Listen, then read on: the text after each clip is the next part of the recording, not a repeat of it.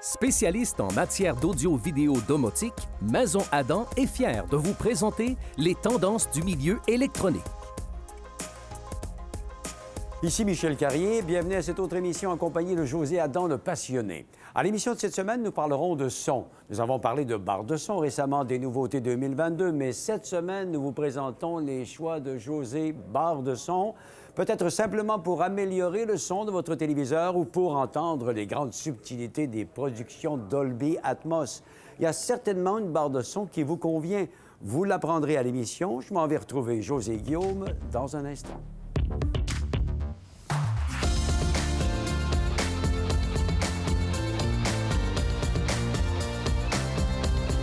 Maison Adam. Vous le savez, mesdames, messieurs, j'ai toujours beaucoup de plaisir à retrouver mes amis José et Guillaume à la Maison Adam. On a toujours de belles discussions, n'est-ce pas, messieurs? Absolument, Michel. Bien. Il n'y a pas si longtemps, on a parlé donc des barres de son et des nouveautés 2022 sur le marché. Les gens ont certainement vu l'émission. Pour celle-ci, c'est quelque chose de bien spécial parce que vous les avez analysées, ces barres de son, et puis vous allez être en mesure de nous faire les fameuses sélections, ce qu'on appelle les choix de José. Effectivement, Michel, c'est le grand moment justement pour donner nos recommandations. Et puis, vois-tu, avec mes experts, on a fait l'écoute Écoute, c'est autour de 50 barres de son. OK. Oui, beaucoup de comparatifs, beaucoup de choix cette année. Comme tu peux voir, c'est une abondance, puis il y en a pour tous les goûts, il y en a pour tous les prix. Alors, on a même décidé justement d'ajouter une catégorie de plus parce que, à cause justement de tous ces choix-là, on va être sûr que ça répond bien à chacun des clients là, qui vient ici dans notre commerce ou encore qui vont un peu partout faire un choix d'une bonne barre de son là, dans leur environnement. Donc, dans les catégories, si on prend le temps de les énumérer, on se trouve à avoir les barres de son qui n'ont pas de caisson externe. OK. Alors, ça, c'est la catégorie de base. Par la suite, on va parler de barres de son avec le caisson externe. Et la troisième catégorie, celle-là qu'on a ajoutée, ça se trouve être justement avec celle qu'on appelle pour les ambiances cinéma-maison, où on va avoir, en plus du caisson externe, on va rajouter aussi les haut-parleurs arrière qui, des fois, sont Dolby Atmos, des fois sont aussi sans fil. Alors, ça va compléter vraiment nos trois catégories. Alors, on va y aller tout de suite, donc, messieurs, avec la première partie, les barres de son sans caisson de basse externe. Absolument, Michel. Écoute, pour aider un petit peu les gens à suivre cette catégorie-là, à qui ça s'adresse, c'est justement pour les personnes qui veulent améliorer le son de leur téléviseur. Donc, c'est des barres qui vont donner plus de puissance et plus de présence. N'est-ce pas, Guillaume? Oui, absolument, José. Tu vois, dans notre première catégorie, il y a trois barres de son qui se distinguent, là. On a d'abord la nouvelle Sonos Ray, Michel, qui est intéressante. C'est une barre de son qui offre un son bien équilibré. Elle améliore bien les dialogues. Comparativement à un téléviseur, là, ça n'a vraiment rien à voir. Et aussi, elle a la technologie Wi-Fi. Donc, par exemple, si on est intéressé à étendre le son de son téléviseur dans une autre pièce, avec une petite enceinte Sonos supplémentaire, on peut le faire avec la Ray. Ensuite, on a la TV Speaker de Bose, qui est plus puissante que la Sonos Ray, où elle se démarque la TV Speaker de Bose, c'est vraiment comment elle est capable d'améliorer les dialogues. Les dialogues ont encore plus de profondeur et de clarté que sur la Sonos Ray, mais par contre, elle n'est pas équipée de la technologie Wi-Fi pour étendre la musique dans une autre pièce. Mais le modèle qui répond, je te dirais, Michel, qui est le plus complet, ça demeure la SRB20 de Yamaha, qui est plus large que le modèle TV Speaker de Bose et la Ray de Sonos. La SRB20, où elle est intéressante, c'est que les dialogues sont très clairs, comme sur la TV Speaker, mais où elle va être plus performante que les deux autres, c'est vraiment sur la diffusion sonore qui est plus large. Fait que si on est dans un environnement qui est assez grand et qu'on a un petit budget, bien, c'est notre meilleure recommandation, le modèle de Yamaha. Bien. Puis, vois-tu, là, on vient de parler des barres de son en bas de 500 $. Maintenant, on va tomber dans ceux qui sont dans le milieu de gamme. Okay. Donc, c'est des barres de son qui sont entre 500 et 900 $. Ici, on veut vraiment améliorer au niveau du dialogue, encore plus de précision sonore à ce niveau-là. Alors, je vais laisser notre ami Guillaume nous présenter notre recommandation cette année dans le choix qu'on a fait. Oui, donc, Michel, dans le milieu de gamme, on a d'abord la Sonos Beam Génération 2 et la Soundbar 300 de Bose, qui ne sont pas des barres de son beaucoup plus grosses que les modèles qui sont dans la première partie avec la Ray, la TV Speaker. Pourtant, leur système d'amplification est de meilleure qualité. Les haut-parleurs aussi sont plus performants. Donc, c'est des barres de son qui vont vraiment avoir une diffusion sonore qui est plus large que les deux modèles précédents et aussi qui vont avoir plus de profondeur. Donc, en termes d'ambiance cinéma, on va avoir des produits qui sont plus intéressants. Mais le modèle qui se démarque le plus cette année dans cette catégorie, c'est la nouvelle Denon Home SB 550, qui, en fait, de format est similaire à la Soundbar 300 et la Bing Génération 2 de Sonos. C'est une barre de son qui va décoder le Dolby Atmos. Elle n'a pas de vrai haut-parleur Atmos pour vraiment simuler les effets, mais elle va le décoder. En termes d'ambiance, c'est très bon, similaire à ce que Bose et Sonos vont faire. Mais où elle va se démarquer vraiment, c'est sur l'équilibre sonore, la clarté et la profondeur du son. Donc, les dialogues sont très bien reproduits. Les effets sonores, on les entend distinctement. Mais vraiment, c'est musicalement où cette barre-là marque des points. Quand on écoute de la musique, vraiment, là, elle n'a pas beaucoup de choses à envier à la catégorie haut de gamme. C'est très bien déjà. Si je veux en avoir encore plus, dans cette première catégorie, où est-ce qu'on s'en va, José? Bien là, on va embarquer dans la catégorie haut de gamme. Donc, là, on tombe dans les barres de son qui se trouvent à être entre 900 et 1300 $. Et là, c'est vraiment des barres de son qui vont donner encore plus de présence et de détails pour ce qui est des ambiances, surtout avec le Dolby Atmos. Prenons un exemple, la Panorama 3 de Bowers & Wilkins. C'est une barre de son qui a vraiment une présence importante. Les ambiances sont vraiment exceptionnelles pour une barre de son qui n'a pas d'arrière, de haut-parleur arrière. Okay. Puis aussi, on a de la puissance avec cette barre de son. Et si on compare justement du côté de Sonos avec la Arc et de Bose avec la Soundbar 900, bien, l'avantage qu'on va avoir sur ces deux autres barres-là, c'est qu'on a la possibilité d'ajouter un caisson de basse et aussi d'ajouter des haut-parleurs arrière, chose qu'on ne peut pas faire avec la Panorama 3. Okay. Donc, c'est un peu tout ça là, qui démarque là, cette catégorie-là. Puis je vais laisser notre ami Guillaume nous dire quelle sera notre recommandation. Merci, José. Bien, c'est ce qui vient avec autant la Arc que la nouvelle Soundbar 900 de Bose, Michel, par rapport à la Bowers & Wilkins. Et si jamais on veut commencer par une barre de son sans ça, mais on veut l'améliorer, on peut le faire avec Bose Sonos. Fait que ça, c'est quand même un avantage qui est très intéressant.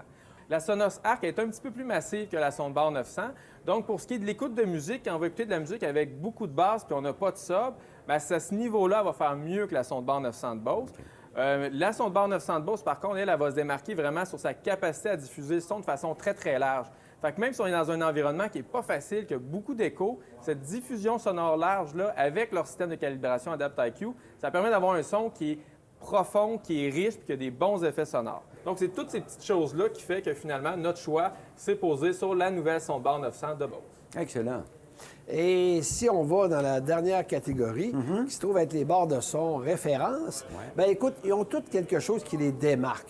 Prenons un exemple, la HTA 7000 de Sony. C'est vraiment une barre de son qui a beaucoup de puissance et que les ambiances sont exceptionnelles.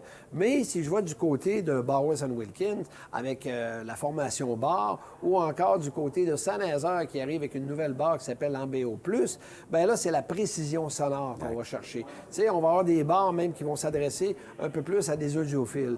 Donc, c'est tout ça qui fait la différence dans cette catégorie-là qu'on appelle référence. Et je vais laisser notre ami Guillaume nous en parler de notre recommandation. Oui, merci José. Bien, dans cette catégorie-là, il faut dire que la nouvelle Ambeo Plus de Sennheiser et la formation barre de BW, c'est vraiment des barres pour leur définition de son, le côté très cristallin du son qui va se rapprocher du son qu'on peut retrouver sur des vraies petites enceintes étagères. Bien, vraiment, là, va se démarquer par rapport aux barres de son des autres catégories. Donc, musicalement, quelqu'un qui veut avoir une belle qualité sonore, à bas ou moyen volume, un son défini, c'est des barres de son qui sont très intéressantes, qui se démarquent des autres. Mais là où l'Ambeo Plus fait mieux que la formation barre de Bowers & Wilkins, c'est que là, vraiment, l'Ambeo c'est vraiment une barre de son cinéma maison. C'est nouveau, elle est configurée avec tous les haut-parleurs Atmos.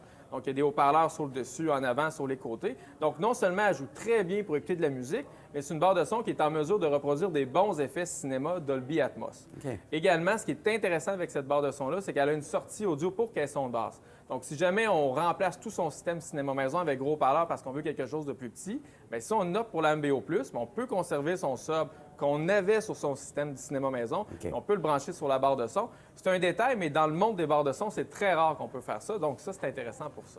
Ben voilà, on sait déjà beaucoup de choses. Simplement pour une première catégorie, les barres de son sans caisson de basse. On va parler de la deuxième catégorie dans un instant, les barres de son avec le caisson de basse. On revient tout de suite après la pause. Oui, merci Michel. Maison Adam.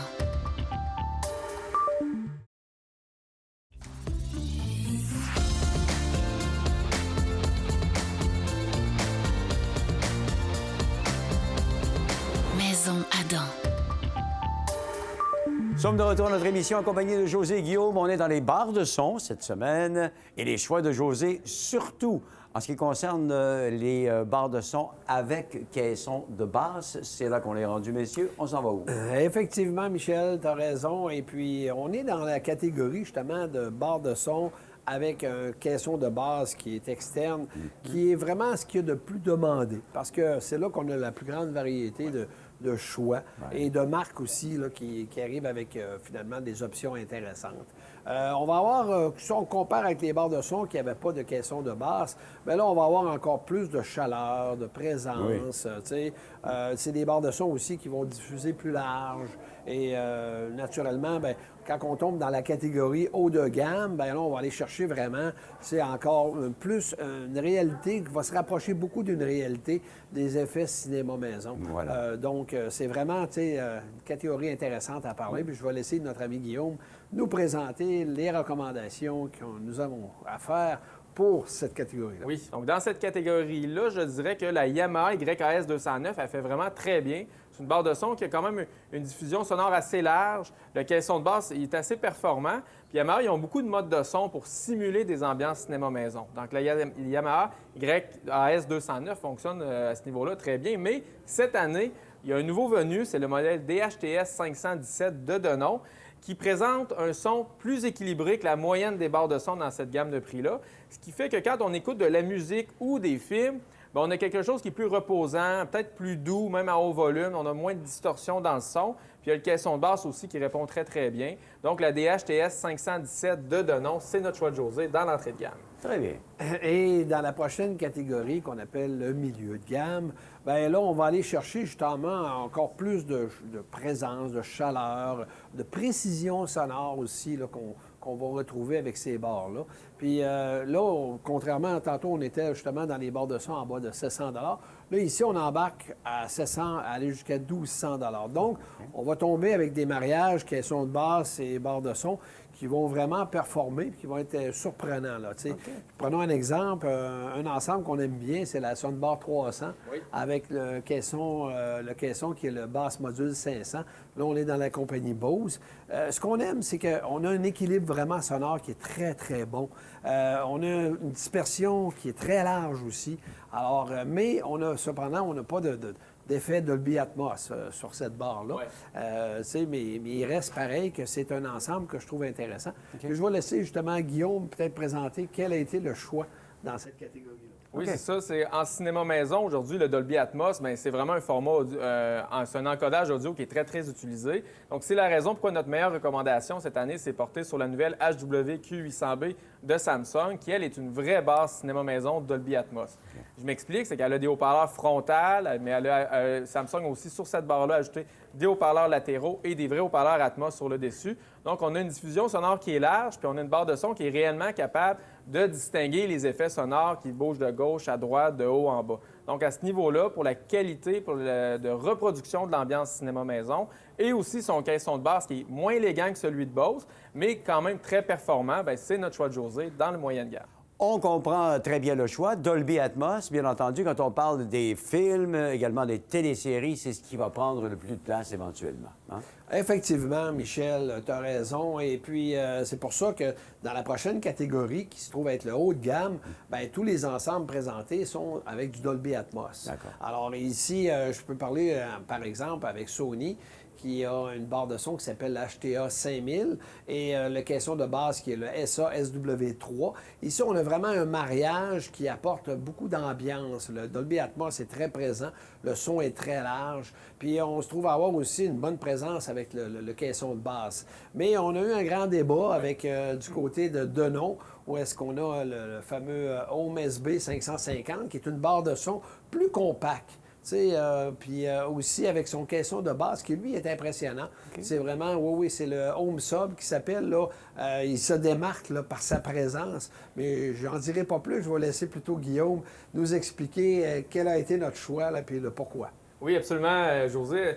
Ce qui veut dire, si on regarde le tableau là, dans cette catégorie-là, on va voir vraiment que les notes sont très serrées entre l'ensemble de Denon et de Sony. Il faut savoir que l'ensemble de Denon, il marque des points, c'est vraiment pour tout ce qui est performance musicale. C'est un sub qui est dynamique, qui est puissant, la barre de son est équilibrée, elle affiche beaucoup de profondeur. Donc, quelqu'un qui aime écouter de la musique, c'est très, très intéressant. Mais où est sa faiblesse? C'est au niveau de l'ambiance cinéma. C'est pas qu'elle n'est pas bonne, c'est que c'est pas une barre de son qui va offrir autant d'effets que le modèle de Sony. Puis quand on se retrouve à dépenser des montants de 13, 14, 1500 $, souvent, ce que les gens ils veulent, c'est avant la qualité sonore musicale, parce que ça reste une barre de son, c'est d'avoir des bons effets cinéma maison. Puis à ce niveau-là, la HTA 5000 avec le caisson de basse SA-SW3 est très performante. Donc, c'est une barre de son qui a une diffusion sonore qui est large. Elle sépare très bien les effets les uns des autres, ce qui voyage à gauche, à droite, en haut, en bas. C'est une barre de son aussi qui a un bon équilibre pour ce qui est de la reproduction des dialogues. Donc, dans le haut de gamme, pour sa capacité à reproduire des bons effets cinéma maison, l'ensemble de Sony, c'est notre choix de José. Effectivement. Et du côté maintenant de la dernière catégorie, qui se trouve être la référence, comme je l'ai mentionné tout à l'heure dans notre première partie, c'est tous des ensembles qui sont performants. Par contre, ils se démarquent. Chacun a sa particularité, si on veut. Là, du côté, justement, un exemple de Bowers & Wilkins, on va répondre avec une barre de son qui s'appelle la formation bar et le caisson, naturellement, qui est formation sub. On va répondre justement pour l'audiophile. On va avoir une précision sonore incroyable à ce niveau-là. Au niveau des ambiances, par contre, cinéma, on n'est pas très présent. Du côté de Sony, avec une HTA 5000 et un caisson, justement, de basse plus performant, qui est le SA-SW5. Là, on va vraiment aller chercher une présence, une ambiance. Le Dolby Atmos, il explose devant nous, vraiment, c'est impressionnant. Et on a aussi, nouvellement arrivé, Sennheiser avec l'Ambeo Plus et l'Ambeo Sub. Là, bien, écoute, on a un petit peu des deux. Là, on va retrouver précision sonore et tout ça, mais j'en dis pas plus. Je vais laisser notre ami Guillaume continuer à discuter ou à nous expliquer pourquoi qui a été choisi dans ce choix-là. Merci beaucoup, José. Les deux ensembles qui se démarquent le plus, ça reste encore l'ensemble de Sonos avec le sub et la nouvelle son de barre 900 avec le basse module 700. Je dirais, Michel, que c'est des barres de son qui sont peut-être plus équilibrées que les autres. C'est-à-dire que c'est des barres de son qui sont très intéressantes pour écouter de la musique et aussi très, très performantes pour ce qui est de créer des ambiances cinéma maison. C'est des barres de son qui ont de l'équilibre, qui ont un bon niveau de détail. Leurs caissons de basse sont vraiment bien construits. Puis aussi, on le sait, c'est des barres de son qui sont extrêmement fiables. Des deux modèles, par contre, la sonde barre 900 demeure la plus intéressante parce que de tout ce qui se fait sur le marché dans les barres de son, elle a le meilleur caisson de basse. Le basse module 700, c'est un caisson de basse qui est très rapide, ultra dynamique, puis est aussi très puissant. Et jumelé à ça, la sonde barre 900, lorsqu'on y ajoute le caisson de basse, la barre de son, elle travaille encore mieux quand elle n'a pas de caisson de basse. Le son s'éclaircit encore plus, les voix prennent encore plus de place. Puis quand on fait la calibration Adapt-IQ par-dessus ça, là, on a vraiment de quoi de performant. Qu'on soit dans une petite ou une grande pièce, on va avoir de très bons effets sonores. Donc, c'est notre choix de José dans la catégorie référence. Excellent. J'aimerais ça faire ça, ce métier-là, moi, écouteur de barre de son. Non, mais quand même, vous travaillez très bien. On voit que vous ne lésinez pas sur les détails et les études pour donner aux consommateurs le meilleur choix, finalement, dans la catégorie, avec sa sélection, bien sûr, indépendante du budget de chacun. Est-ce qu'on s'arrête un petit moment, puis on revient avec une troisième partie d'émission, les barres de son cinéma maison? Absolument, oui. Tout de suite après la pause. Maison Adam.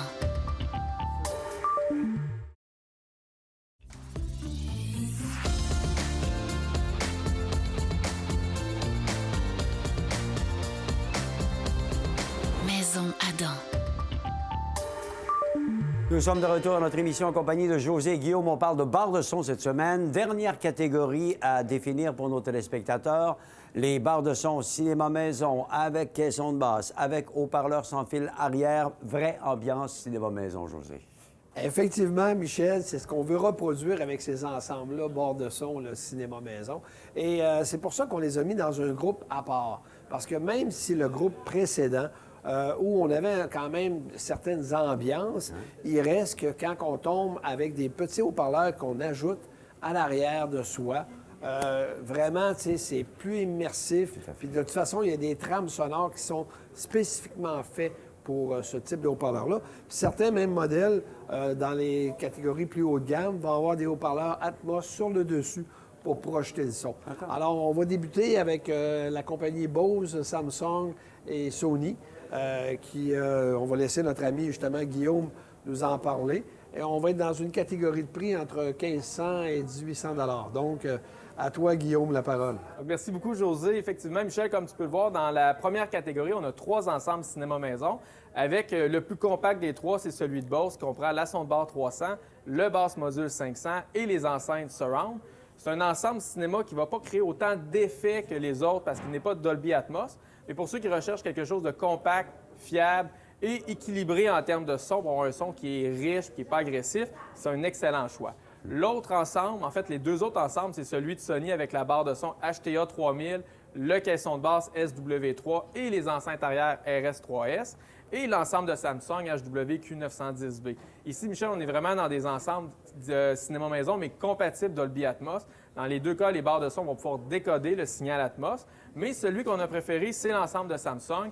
La conception de la barre de son, comment les haut-parleurs sont intégrés dans la barre avec les 4 haut-parleurs latéraux, les haut-parleurs sur le dessus, ça va vraiment vous apporter un son qui a beaucoup de définition, qui va être capable de bien séparer les effets sonores partout autour de la barre de son. Évidemment, les enceintes arrière aussi, même si elles sont directionnelles, vont ajouter à l'ambiance cinéma. Et des 3 ensembles, c'est celui vraiment qui a le caisson de basse le plus efficace. Donc, l'ensemble de Samsung et notre choix de José dans l'entrée de gamme. Excellent. Pour la prochaine étape, on sera rendu dans le milieu de gamme. On va faire quelques petits ajouts ici, quelques changements pour montrer vraiment aux gens de quoi on parle. On revient tout de suite. Voici donc maintenant le matériel que vous pourrez admirer pendant qu'on parle de la catégorie milieu de gamme dans les caisses de son cinéma maison. Absolument, Michel. Et comme tu peux le voir, là, on est avec des produits qui sont beaucoup plus volumineux. Absolument. Parce que les barres de son, naturellement, ont plus de haut-parleurs, d'ambiance, ses côtés, sur le dessus. Et la puissance aussi est vraiment... Elle se démarque là, sur ces ensembles-là. Donc, on a besoin d'espace pour mettre des amplificateurs. Et on retrouve aussi des choses quand même assez particulières, comme chez Samsung ainsi que chez LG ici. On a des haut-parleurs arrière qui sont multidirectionnels. Donc, on se trouve à avoir des haut-parleurs sur le dessus, des haut-parleurs sur le côté. Okay. On veut vraiment créer une ambiance immersive là, pour que les gens se sentent embarqués dans le film. Donc, c'est ça qu'on retrouve à partir du milieu de gamme dans ces appareils-là, c'est-à-dire ces ensembles de barres de son, le cinéma maison. Je vais laisser notre ami Guillaume nous présenter, justement. Là, on est rendu dans une gamme de prix entre 1800 et 2400. Oui. Et je vais laisser Guillaume nous présenter ces merveilles. Merci, José. Ici, on a 3 ensembles. Le premier ensemble, c'est un ensemble de Sony qui est composé de la barre Dolby Atmos HTA 5000, donc le modèle plus haut de gamme que celui qui est dans la première catégorie. Les haut-parleurs arrière, c'est les mêmes. C'est les haut-parleurs arrière RS3S et le caisson de basse SW3S. C'est un très bon ensemble pour ce qui est de produire des effets cinéma, évidemment, comme on est dans des ensembles de qualité. Par contre, ce n'est pas celui qui offre les meilleures ambiances cinéma-maison parce que sur celui-ci, les haut-parleurs arrière ne sont pas Dolby Atmos et le caisson de basse est un petit peu plus timide que les modèles qu'on va retrouver chez LG et chez Samsung. Chez LG, on a l'ensemble S95QR qui est une barre de son Dolby Atmos, mais là où elle va se démarquer, c'est les haut-parleurs arrière, comme José l'a mentionné, ils sont multidirectionnels. Donc, en termes d'ambiophonie, là, Michel, on est vraiment dans ce qui se fait de mieux dans l'univers des barres de son. Les effets voyagent bien autour de la barre de son, mais aussi de la barre de son aux enceintes arrière. On les entend réellement très bien, surtout si on est sur une piste Dolby Atmos. Donc, à ce niveau-là, c'est excellent. C'est une barre qui a beaucoup de puissance, beaucoup de performance, même pour les grands espaces. Mais notre meilleur choix reste sur la barre de son Samsung, le modèle HWQ910B, qui est très similaire dans sa conception à la S95QR. On voit que les 2 Coréens, ils se regardent beaucoup. On a à peu près le même nombre de haut-parleurs dans la barre de son avant, qui ont des formats et un poids, une dimension similaire. Les haut-parleurs arrière aussi chez Samsung sont multidirectionnels. Donc, ils ont des haut-parleurs à gauche, à droite, sur le dessus. Donc, on a des très bons effets arrière. Mais là où le modèle de Samsung va se démarquer, c'est d'abord sur la qualité du caisson de basse, qui est plus précis que celui de LG et plus puissant que celui de Sony. Donc, vraiment, là, on a de quoi qui est très, très bien. On écoute de la musique, ça va avoir un bon son. Puis on écoute un film, bien là, on va avoir beaucoup d'effets pour avoir une belle qualité de basse. Excellent. Alors, on a déjà beaucoup de détails sur ces produits-là, mais l'émission tire à sa fin. Mais on ne terminera pas avant de vous avoir montré la catégorie des produits haut de gamme, bien entendu, ce qu'on fait dans un instant pour que vous puissiez les voir.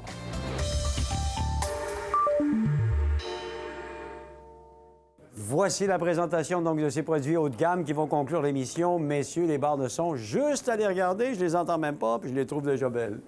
Bien, écoute, tu touches à un point. Effectivement, tantôt, on était beaucoup sur le volume. Hein? Oui. Et ici, on retrouve des barres de son qui sont comme plus raffinées. Mettons. Plus de finesse. Puis c'est justement dans cette catégorie-là de haut de gamme, c'est ce que les compagnies ont misé. C'est-à-dire avoir un caisson de basse qui va être plus précis, qui va être plus rapide. Donc, pour la musique, c'est ce qu'il y a de mieux. Au niveau des ambiances, bien, on a déjà vu des barres de son qui offraient d'excellentes ambiances dans, si tu veux, la catégorie précédente. Et ici, on ne gagne pas nécessairement en ambiance, mais on va gagner en précision. Ouais. Donc, c'est vraiment de la précision sonore, de la qualité, du détail qu'on va gagner quand on va aller chercher un produit haut de gamme.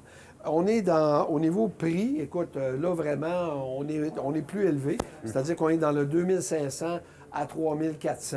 Puis je vais laisser notre ami Guillaume, naturellement, nous expliquer comment on en est venu à recommander plus un ensemble qu'un autre, parce que ce sont tous de bons ensembles. Parfait. Oui, merci José. Bien, Michel, le premier ensemble, c'est celui de Sony, qui est la barre de son HTA 7000. Le caisson de basse SW5, qui est plus puissant que le SW3 qu'on avait dans les catégories précédentes. Et les haut-parleurs arrière, comme José l'a montré, c'est des haut-parleurs arrière multidirectionnels, contrairement aux haut-parleurs arrière qui étaient dans l'autre ensemble. Et en plus, ils ont une batterie qui donne 10 heures d'autonomie, donc qui est très pratique si on ne peut pas toujours laisser ces haut-parleurs arrière derrière le divan, si par exemple on est dans une grande aire ouverte. Donc cet ensemble-là, en termes de performance cinéma-maison, c'est vraiment du bonbon. L'ambiance est très bonne, l'équilibre de son est bon, les voix ont beaucoup de profondeur, les effets sonores voyagent bien entre les enceintes. Il y a seulement le caisson de basse qu'on aurait aimé qui ait un petit peu plus de mordant, comme ce qu'on pourrait retrouver chez Bose et Sonos, par exemple. L'autre ensemble, bien, c'est l'ensemble Sonos Arc avec la meilleure barre de son de Sonos, le caisson de basse Sub et les enceintes arrière One. Là, on est vraiment dans quelque chose qui fait bien partout. Cet ensemble cinéma-maison-là, pour la musique, ça joue très bien. Écouter des films, on entend bien les effets sonores voyager entre la barre de son et les haut-parleurs arrière. Le sub aussi, chez Sonos, c'est de très bonne qualité, très précis. Il y a seulement que les haut-parleurs arrière, contrairement à ceux de Sony, ne sont pas Atmos. Et enfin, il y a l'ensemble de Bose Soundbar 900. C'est la nouvelle barre de son que Bose a sortie cette année, qui est Dolby Atmos. Donc, cet ensemble-là, bien, il y a d'abord le caisson de basse. On l'a déjà mentionné plus tôt dans l'émission. Il est ultra performant, encore plus que les deux autres subs dans cette catégorie-là. Les haut-parleurs arrière chez Bose sont minuscules, puis leur technologie de diffusion sonore à 360 degrés, comme José parlait, ça fonctionne vraiment bien. Ça permet de très bien entendre les effets sonores lorsqu'ils sont derrière les divans, puis même si on n'est pas nécessairement très proche du haut-parleur. Et finalement, bien, il y a tout le système de calibration de Bose qui va être capable d'ajuster le son entre les arrières, le sub, la barre de son. Ça s'appelle l'Adapt IQ. Ça fonctionne vraiment bien chez Bose quand on écoute l'avant et l'après de cette calibration-là. Vraiment, le son, il est contrôlé, même si notre pièce n'est pas facile. Donc, même si on a une pièce qui est ouverte, qui a beaucoup d'écho, la calibration va faire la différence chez Bose. Donc, pour tous ces petits éléments-là, le meilleur ensemble cinéma-maison haut de gamme, bien, c'est l'ensemble Soundbar 900 de Bose avec le basse module 700 et les arrières Surround 700. Voilà, bien, on a fait le tour, messieurs, de tous ces... On a parlé de 50 quand même barres de son que vous aviez analysées en début d'émission. C'est vraiment du super travail. Si vous en avez échappé en cours de route, parce qu'il s'est dit beaucoup de choses et vous allez avoir tous ces détails-là que vous avez entendus sur le site maisonadam.ca. Dans la page d'accueil, rubrique conseils d'experts, vous avez tous les tests de nos experts et évidemment les choix de José étampés officiellement. José qui fait ses choix pour vous. Alors, messieurs, je vous remercie encore une fois. Ça a été une fameuse émission. On va se retrouver bientôt? Oui, absolument, Michel. Oui. C'est toujours un plaisir. Parfait. Merci, Guillaume. Merci, Michel. Et merci à vous de nous avoir regardés. À une prochaine fois avec les gens de la Maison Adam. Les choix de José sont le fruit d'un travail d'équipe à sélectionner les meilleurs rapports qualité-prix de l'industrie, et ce dans le but de guider la clientèle vers les meilleurs achats. Visitez maisonadam.ca et faites votre propre choix.